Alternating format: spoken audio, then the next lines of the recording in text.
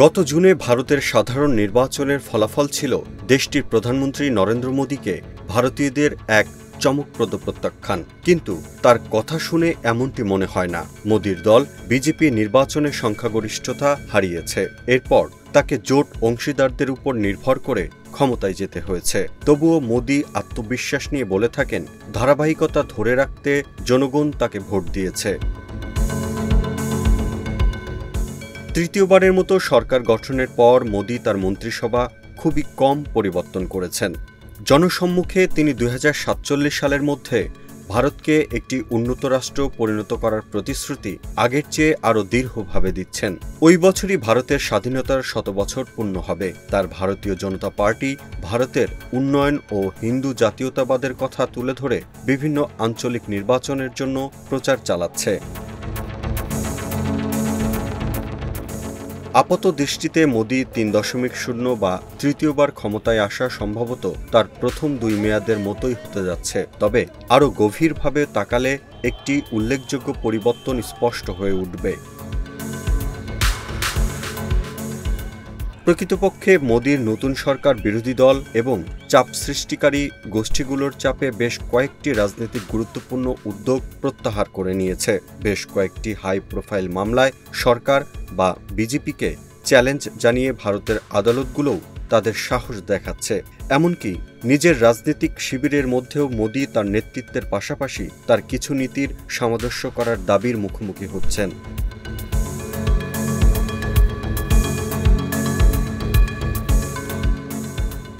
আরও বিপদের আশঙ্কা রয়েছে। আগামী ৬ মাসের মধ্যে ৫টি রাজ্যের নির্বাচনেই বিজেপির তীব্র প্রতিদ্বন্দ্বিতার মুখোমুখি হতে হবে। এসব নির্বাচন ১৮ সেপ্টেম্বর থেকে শুরু হয়েছে। ২০১৯ সালে মোদী মুসলিম সংখ্যাগরিষ্ঠ অঞ্চলের আধা স্বায়ত্তশাসিত মর্যাদা বাতিল করার পর জম্মু ও কাশ্মীর এবারই প্রথম ভোট হল। বিজেপির হরিয়ানার নিয়ন্ত্রণ ধরে রাখতে লড়াই করতে হবে। সেখানে ৫ অক্টোবর ভোট হয়েছে এবং মহারাষ্ট্রে নভেম্বরে নির্বাচন হওয়ার সম্ভাবনা রয়েছে। এদিকে বিজেপি বিরোধীরাও আগামী জানুয়ারি এবং ফেব্রুয়ারির মধ্যে ঝাড়খণ্ড এবং দিল্লির নির্বাচনে নিজেদের ক্ষমতা ধরে রাখতে পারে বলে ধারণা করা হচ্ছে। মোদীর সমর্থকদের কাছে তার সাম্প্রতিক রেকর্ড দৃঢ় নেতৃত্বেরই প্রমাণ। তারা বলছে, নির্বাচনের ফলাফল থেকে শিখেছেন মোদী এবং সংস্কারের এজেন্ডা এগিয়ে নিয়ে যাওয়ার সময় তিনি আলোচনা করেছেন। সমর্থকদের দাবি, মোদী এখনও জনপ্রিয় এবং জওহরলাল নেহরুর পর প্রথম ভারতীয় রাজনীতিবিদ হিসেবে পরপর ৩ বার প্রধানমন্ত্রী হওয়ার কৃতিত্ব তার প্রাপ্য। ২০০৪ থেকে ২০১৪ সাল পর্যন্ত ভারতের পার্লামেন্টে কংগ্রেসের নেতৃত্বাধীন কোয়ালিশন সরকার ছিল। ওই সময় কংগ্রেসের চেয়ে এবার কোয়ালিশন সরকারে বিজেপির বেশি আসন রয়েছে। এ নিয়েও স্বস্তিতে রয়েছে মোদীর সমর্থকেরা। তবে মোদী কি সত্যি শক্তিশালী থেকে ঐক্যমত্য সৃষ্টিকারী হতে পারবেন? এর আগে কখনো তাকে ক্ষমতা ভাগাভাগি করতে হয়নি। নির্বাচনের প্রচারের সময় তিনি পরামর্শ দিয়েছিলেন, তিনি ঐশ্বরিক এবং অভূতপূর্ব শক্তি অনুভব করছেন। ভারতের হিন্দু জাতীয়তাবাদী সংগঠন রাষ্ট্রীয় স্বয়ংসেবক সংঘে জন্ম হয়েছিল বিজেপির। এই সংঘটিও প্রকাশ্যে বিজেপির সমালোচনা করেছে। যদি মোদী পরিবর্তন করতে চান, হয়তো তাকে এসব বিষয় থামিয়ে দিতে বাধ্য করবে।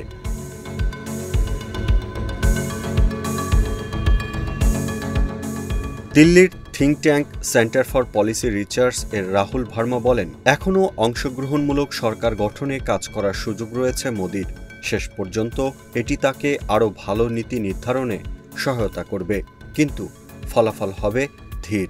প্রাথমিক লক্ষণগুলো থেকে বোঝা যায় তিনি এখনও পুরোপুরি এ বিষয়ে তাল মেলাতে পারছেন না। উদাহরণ হিসেবে বলা যায়, সম্প্রতি প্রত্যাহার করা বিষয়গুলো নিয়ে তিনি আরও ব্যাপকভাবে দলগুলোর পরামর্শ করতে পারতেন। এই সামঞ্জস্যতা করতে না পারলে তার দলের নির্বাচনী ক্ষতির কারণ হতে পারে এবং এমনকি মোদীর নেতৃত্বের জন্য একটি চ্যালেঞ্জ হতে পারে। আগস্টের শুরুর দিকে ভারত সরকারের পরিবর্তনের প্রথম পদক্ষেপগুলোর মধ্যে একটি দেখা যায়। ওই সময় ভারত সরকার একটি যৌথ সংসদীয় কমিটির কাছে মুসলিম ওয়াকফ সম্পর্কিত নতুন আইন পাঠায়। উল্লেখ্য, গত দশকে মোদী সংসদের মাধ্যমে বেশিরভাগ আইন পাশ করেছিলেন। বিরোধী এবং মুসলিম নেতারা এই বিলটিকে ধর্মীয় স্বাধীনতার উপর হস্তক্ষেপ জানিয়ে নিন্দা করেছেন। এর পরপরই সম্প্রচার পরিষেবা বিলে ইউটার্ন আসে। ডিজিটাল এবং অন্যান্য মাধ্যমের নিয়ন্ত্রণ কঠোর করার লক্ষ্যে ভারত সরকার গত নভেম্বরে একটি খসড়া প্রকাশ করে। এরপরে জুলাই মাসে স্টেক হোল্ডারদের মধ্যে সংক্ষিপ্ত আকারে এটি দেওয়া হয়, কিন্তু অনেকের আপত্তির পরে হঠাৎ আগস্টের মাঝামাঝি সময়ে বিষয়টি প্রত্যাহার করা হয়। আশঙ্কা ছিল এটি ইউটিউবের মতো সোশ্যাল মিডিয়া প্ল্যাটফর্মগুলোকে দমন করবে, যা এখন মোদির সমালোচকদের দ্বারা ব্যাপকভাবে ব্যবহৃত হয়। সংশ্লিষ্ট ব্যক্তিরা বলছেন, নতুন খসড়া 2 বছরের জন্য নাও আসতে পারে। তারপর 20 আগস্ট সরকার সিভিল সার্ভিসের বাইরে থেকে জ্যেষ্ঠ আমলাপদে নিয়োগের জন্য দেওয়া একটি চাকরির বিজ্ঞাপন প্রত্যাহার করে নেয়।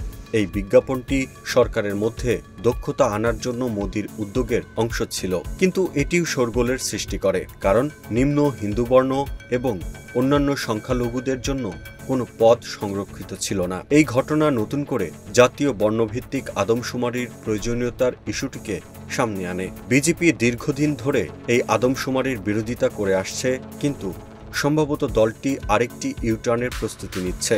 গত 2 সেপ্টেম্বর প্রথমবার বর্ণভিত্তিক আদমশুমারির জন্য আরএসএস সমর্থন জানিয়েছে।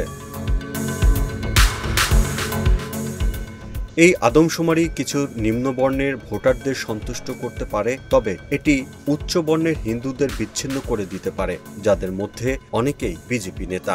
যদি একটি বর্ণভিত্তিক জনগণনা করা হয়, তবে এর ফলাফল সামাজিক গতিশীলতার বিষয়ে বিজেপির প্রতিশ্রুতিকে দুর্বল করে দিতে পারে, আর এই ধরনের বড় নীতিগুলো পাল্টে যায় একজন শক্তিশালী ত্রুটিহীন নেতা হিসেবে মোদির ভাবমূর্তির মূল্য। বিরোধী দলনেতা রাহুল গান্ধী 4 সেপ্টেম্বর বলেন, আমরা মোদিকে মানসিকভাবে শেষ করে দিয়েছি। আমি সংসদে তার সামনে বসেছি এবং আমি জানি তার আত্মবিশ্বাস চলে গেছে। গত 13 সেপ্টেম্বর সুপ্রিম কোর্ট দিল্লির সাবেক মুখ্যমন্ত্রী বিরোধী দলের নেতা অরবিন্দ কেজরিওয়ালের জামিন মঞ্জুর করে। এই ঘটনা ভারতের বিরোধীদের জন্য আরেকটি উৎসাহের খবর। বিশ্লেষকরা বলছেন, এর ফলে কেজরিওয়াল আরও আগ্রাসীভাবে দিল্লির নির্বাচনে প্রতিদ্বন্দ্বিতা করতে পারবেন। বেশ কয়েকজন বিরোধী নেতাকে লক্ষ্যবস্তু বানিয়েছে ভারতের তদন্তকারী সংস্থাগুলো। তাদের নিয়ন্ত্রণ করতে ভারতে আদালতের সর্বশেষ পদক্ষেপ এটি। কেজরিওয়ালকে দুর্নীতির অভিযোগে গত মার্চে গ্রেপ্তার করা হয়েছিল। দিল্লির এই নেতার দাবি, রাজনৈতিক উদ্দেশ্য প্রণোদিত হয়ে তাকে গ্রেপ্তার করা হয়েছে। যদিও ভারতের আদালতগুলো এখনও সরকারি চাপে রয়েছে, তবুও রাজনৈতিকভাবে অভিযুক্ত অন্যান্য মামলাগুলোতে সুপ্রিম কোর্ট আরও দৃঢ় হয়েছে। জুলাই মাসে আদালত 3টি বিজেপি শাসিত রাজ্যকে হিন্দু তীর্থযাত্রার পথে দোকান এবং খাবারের দোকানগুলোকে মালিকের নাম প্রদর্শনের বাধ্যবাধকতা তুলে নেওয়ার নির্দেশ দেয়। গত সেপ্টেম্বরে আদালত দোষী সাব্যস্ত হওয়ার আগে অভিযুক্তদের সম্পত্তি ধ্বংস করার বিরুদ্ধে রাজ্য সরকারগুলোকে সতর্ক করে দেয়। প্রায়ই বিজেপি শাসিত রাজ্যগুলোতে মুসলমানদের লক্ষ্যবস্তু বানিয়ে এই ধরনের ধ্বংসযজ্ঞ চালানো হতো। মোদির 100 দিনের পরিকল্পনার কথা বললে তিনি তার অনেক লক্ষ্যই অর্জন করেছেন, কিন্তু নির্বাচনের ফলাফলের পর তাকে বেশ কয়েকটি অংশ নতুন করে বিবেচনায় নিতে হয়েছে। এর মধ্যে 2টি রাষ্ট্রীয় মালিকানাধীন সংস্থাকে বেসরকারীকরণের প্রস্তাব তাকে বাতিল করতে হয়েছে। এটি স্পষ্টতই জোটের কিছু সদস্যদের বিরোধিতার মুখে তিনি করেছেন। তিনি নির্দিষ্ট 4 বছরের মেয়াদে সেনা নিয়োগের একটি প্রকল্পের পরিকল্পনাও জানিয়েছেন। এই প্রকল্পটি পেনশন ব্যয় কমানোর জন্য তৈরি করা হয়েছিল, যা সামরিক ব্যয়ের 1/5 বেশি শোষণ করে, কিন্তু আগের নিয়োগপ্রাপ্তরা এই পরিকল্পনার বিরোধিতা করেছে। মোদির জোট শরিকদের মধ্যে আরেক দল এই পরিকল্পনা পুনর্বিবেচনার দাবি জানিয়েছে। এসব বিষয় কোনোটি মোদির জন্য বিপর্যয়ের নয়।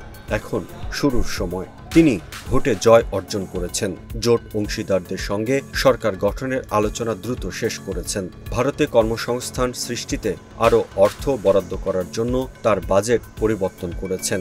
ভারত এখনও বিশ্বের দ্রুততম ক্রমবর্ধমান প্রধান অর্থনীতি। গত 3 সেপ্টেম্বর বিশ্বব্যাংক জানিয়েছে 2024-25 সালে ভারতের জিডিপির হার 7% পৌঁছাবে।